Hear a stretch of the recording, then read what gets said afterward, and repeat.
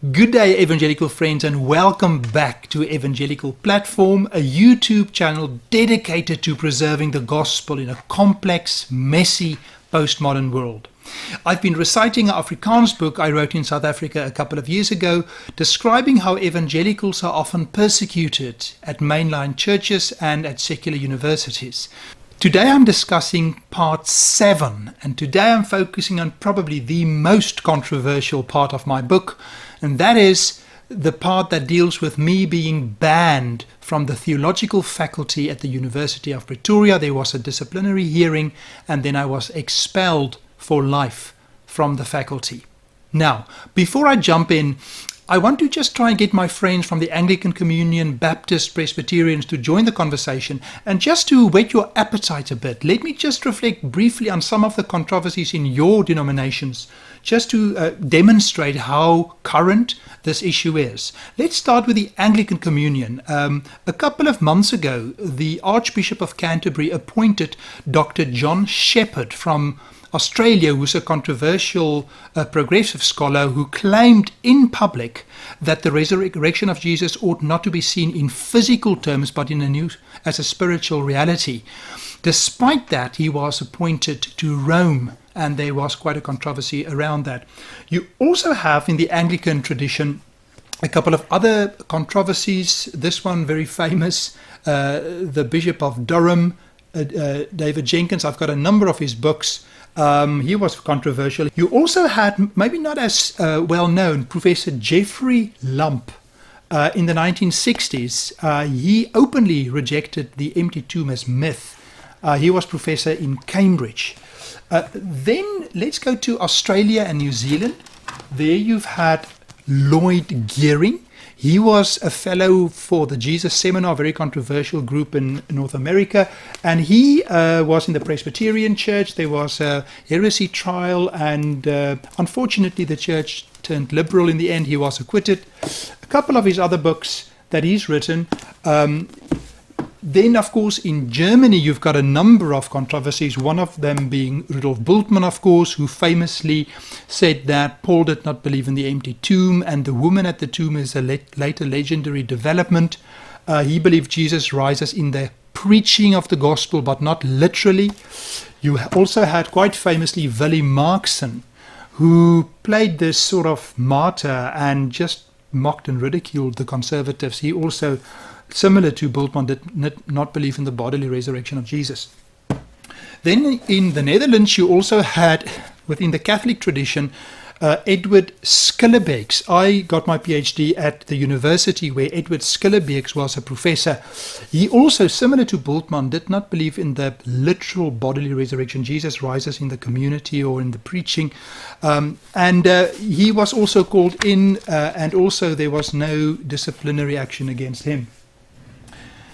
Then, of course, in the United States, you've had the Jesus Seminar, where a number of scholars, John Dominic Crossan, Marcus Borg, and others, also rejected the bodily resurrection of Jesus, and there was some controversy in the media.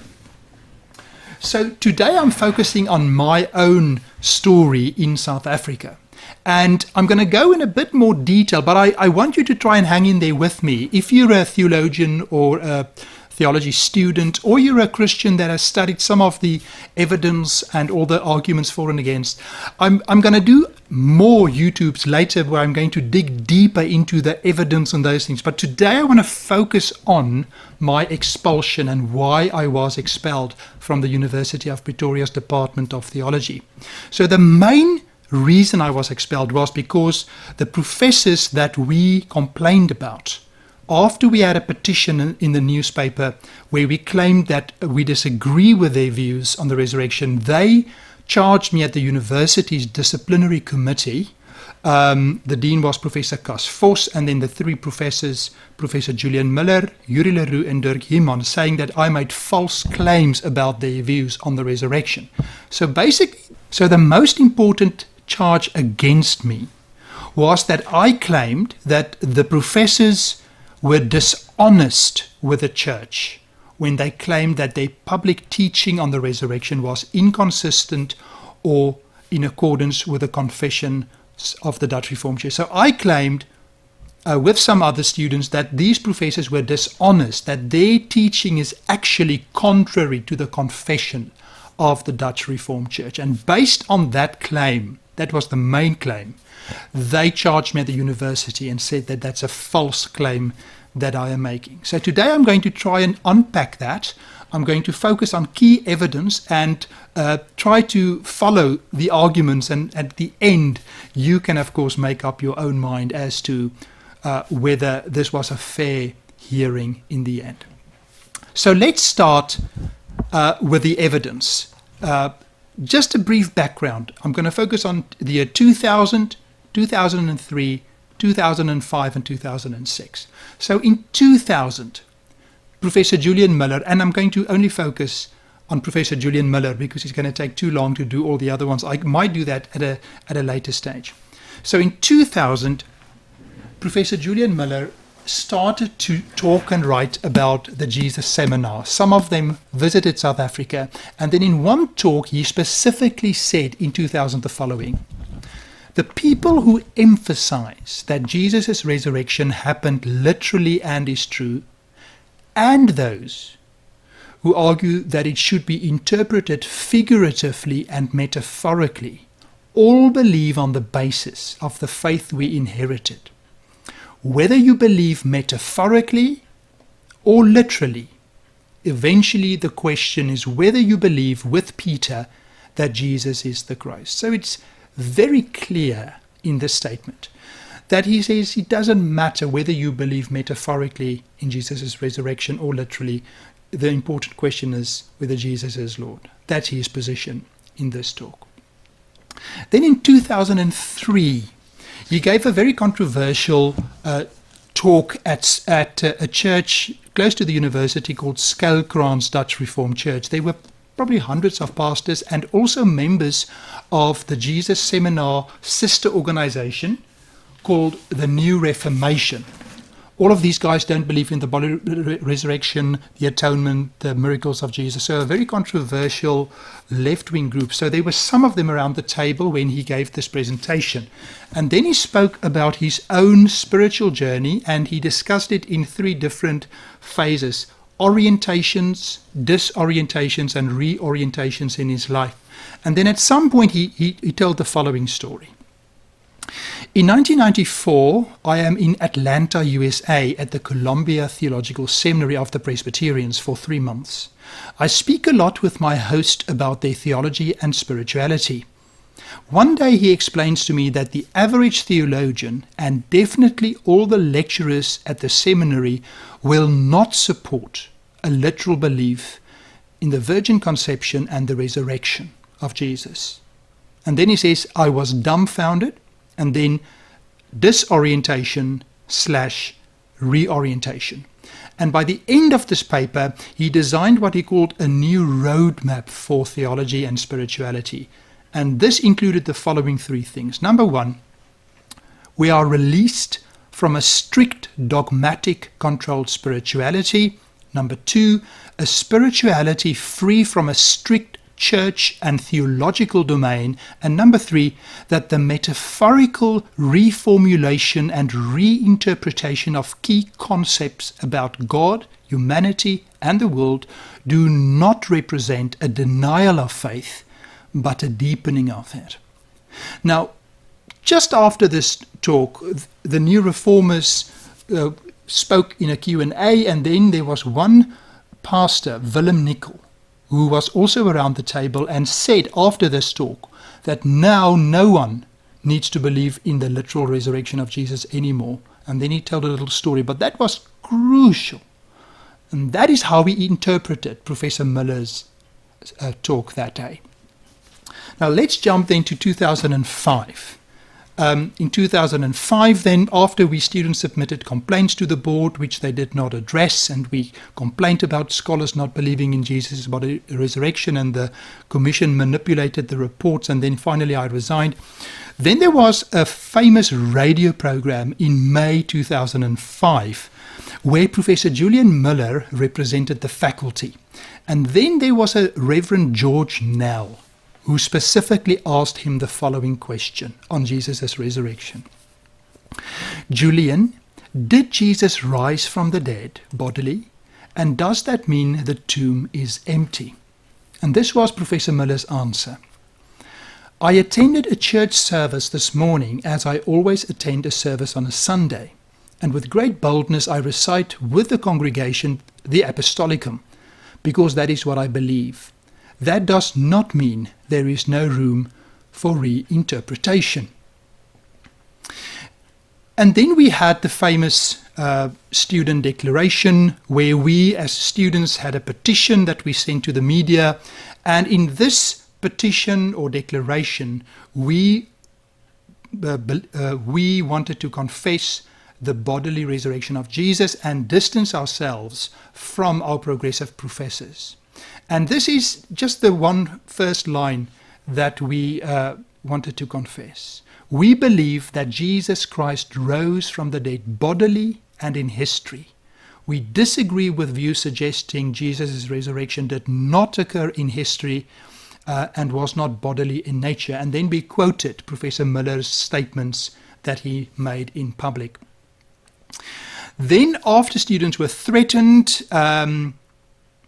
and all their names removed from this petition except my name, then the faculty wanted the professors to each give an account of their faith in front of the students. And I was there with all the other students, a chapel service, and then Professor Miller was first, and he gave a talk basically arguing that those who believe in the bodily resurrection and empty tomb of Jesus are working with what he called formulas that isolate and that is untouchable. And then he explained that in contrast to that his understanding of the resurrection is creative, searching, free, and part of what he called a new language. All right, and then let's quote him now, because now he's going to quote the Heidelberg Catechisms. Now that is one of the confessions of faith of the Dutch Reformed Church, a beautiful confession from the Reformation, pretty close to the 39 articles, I think. The Anglicans will claim the 39 articles is better than the Heidelberg Catechism. You know, we don't have to have a conversation about that now. But the Heidelberg Catechism, also a beautifully crafted Reformation confession. And then he quoted the Heidelberg Catechism in support for his view of the resurrection. So let's hear what he says. In my understanding and articulation of my faith in the risen Lord, I've always been steered by the approach of the Heidelberg Catechisms. It is certainly not without significance that, out of the 129 questions and answers of the Catechisms, just one single question and answer is dedicated to the resurrection, in question 45. And all that is asked is, quote, how does the resurrection of Christ benefit us? They aren't being asked about or speculated about the bodily resurrection of Christ. Instead, they are being thought about the metaphorical and figural meaning of the resurrection. And then Professor Miller says, I feel I'm in good company. The charges brought against me would certainly also have to be brought against the Heidelberg Catechisms, because the teacher neglected to use the word historical and bodily in his articulation of the resurrection faith. Now I'm going to explain at the end why this is wrong, but I'll get to that later. So after Professor Miller gave this talk, students could ask questions. I had my hand up, and at some point then I asked the following question. Professor Miller, I just want to ask, if I'm allowed to ask the question, whether you believe in Christ's bodily resurrection, because one gets the idea in some of your work that the resurrection of Jesus was not bodily, and that we should interpret it in a metaphorical way. And then he answered as follows. I think the question lies in the same direction as the initial document that caused all the difficulties. Why? Because it reads more into the wording we find in the catechisms. And after this talk, students came to me and said, but Professor Miller did not really answer the question, and there was a continuing controversy going on, newspaper articles and so forth. And then there was someone who wrote a letter to the local church paper of the Dutch Reformed Church, and he asked again Professor Miller whether he believes in the bodily resurrection And then he said that if he answers the question clearly, then nobody will be able to misunderstand him again. And this is how Professor Miller responded. Adding the word bodily is an attempt to improve on our confessions, and it harms the mystery character of the resurrection.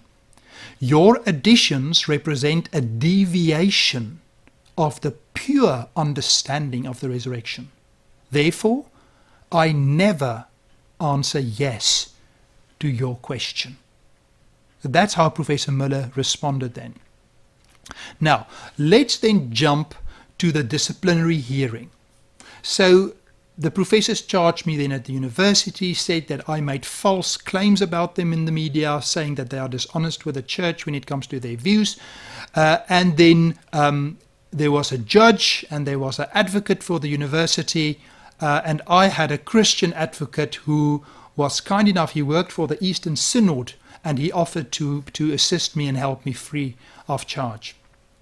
So we were in a seminar room, a disciplinary room at the main building of the university, and then the judge could ask questions to the professors, and I just want to highlight two Q&As between the judge and Professor Miller to really get to the heart of the issue. So the judge asked him the following question. Is there room in the Dutch Reformed Church for the view that Jesus rose literally from the dead and the view that Jesus did not rise literally from the dead? Professor Miller's answer, I believe so. I believe as the Dutch Reformed Church and its theology is developing at the moment, it is much more inclusive than exclusive. And the focus is on listening to people. At another time, the judge asked him the following question. Now let me just get the book that is necessary for that question. Oh, here it is. So he asked a question about the New Reformation, these scholars who do not at all believe in the literal resurrection or the miracles of Jesus. So he asked, the New Reformation's position on Jesus' resurrection will never be accommodated in the Dutch Reformed Church, and there are synodical statements about that. So he asked it, the professor, in the form of a statement. Now the reason he asked the question like that is because we submitted synodical documents where the bodily resurrection of Jesus is confessed after the New Reformation published their work. So let's get the answer of Professor Miller. He said, I will not make such a statement so easily. It doesn't matter what it is we're talking about to say it will never be allowed. And then in closing arguments, the advocate for the university was Advocate Johan de Tooy. Now, interestingly, this was the younger brother of the Board of Trustee pastor, Dr. Flip de Tooy at the university, who was the pastor who received all our complaints and with whom we had so many difficult issues over the years. It's his younger brother who was the advocate for the professors and the university. So in his closing arguments, he made the following claim, which the judge supported in his final judgment. And here we go. This is what he said. This tribunal can make the following finding with absolute conviction and without any doubt. There is no rule in the Dutch Reformed Church that requires someone to believe that Jesus rose from the dead literally and in history. No single Bible text was submitted for this position, no confession of faith, no synodical decision, no directive, no document, no theological article was submitted in support of this statement. One must only believe in the resurrection. The way in which Jesus rose from the dead is not prescribed. That is basically the statement of Advocate de Tooy. And then in the judgment, the judge, when he passed judgment and found me guilty, he said the following: There is no way in which this committee can conclude that Professor Müller is teaching error or that he is dishonest if he says he is not teaching error. Student Mulder must therefore be found guilty in claiming Professor Miller is dishonest with the church when it comes to what he teaches about the resurrection of Jesus. So, I was found guilty despite the fact that we submitted a number of documents, synodical reports, and biblical texts where the bodily resurrection of Jesus is proclaimed by the Dutch Reformed Church. So as I said earlier, I will finish with something from the Heidelberg Catechisms. Professor Miller, of course, claimed that there is no reference to the bodily resurrection of Jesus in the Heidelberg Catechism. And then I discovered this gem in the Heidelberg Catechism. It is question and answer 57. It reads, "How does the resurrection of the body comfort you?" Answer, "Not only will my soul be taken immediately after this life to Christ its head, but also my very body will be raised by the power of Christ, reunited with my soul, and made like Christ's glorious body." And then after my banning, we left South Africa. I inquired, where can I go study further on the resurrection? I applied to go to the University of Durham, where you had N.T. Wright as the Bishop of Durham at the time.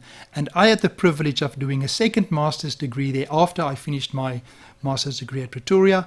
And then after that, I also had the privilege of being a lecturer and PhD promovendus, as they call it in the Netherlands, where I did a PhD on the resurrection of Jesus at the university, as I said earlier, where Edward Skillebeeks was a professor.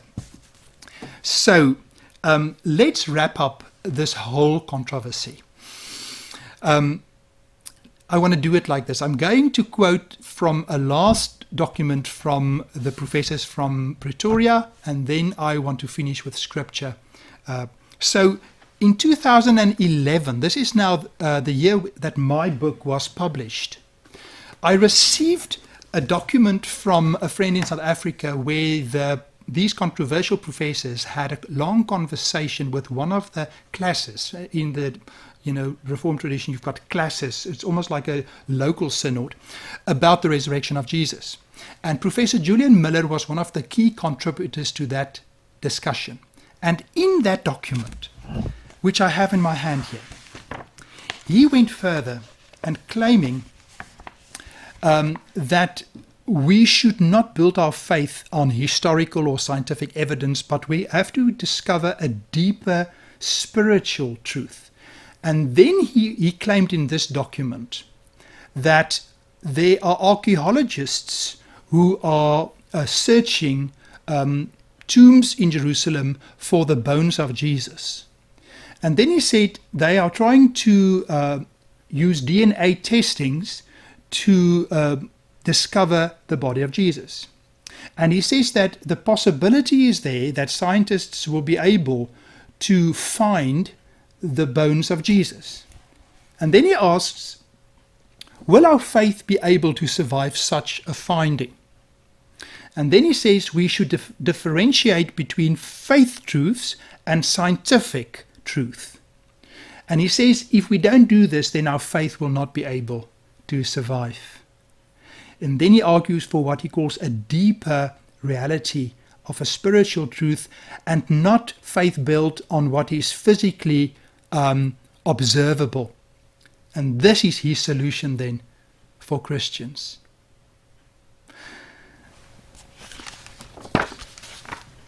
The Lord has been very gracious to me and my family, giving us the opportunity to go study further for me. And I just want to finish and leave it with you that you can decide how to interpret the things that happen. And I want to read two pieces of scripture just to finish off this conversation. The first will be from Matthew 10 and then 1 Corinthians 15.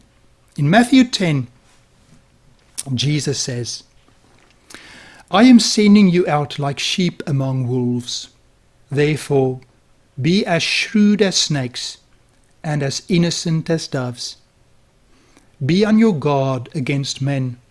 They will hand you over to the local council and flog you in their synagogues.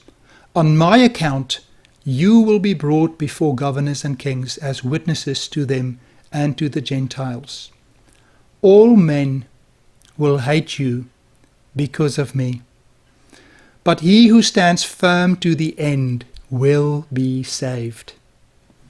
When you are persecuted in one place, flee to another.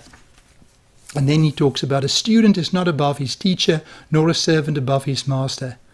And then he talks about how they called Jesus Beelzebub, and how much more will the members of his household also be called many different things. And then he says, don't be afraid of them.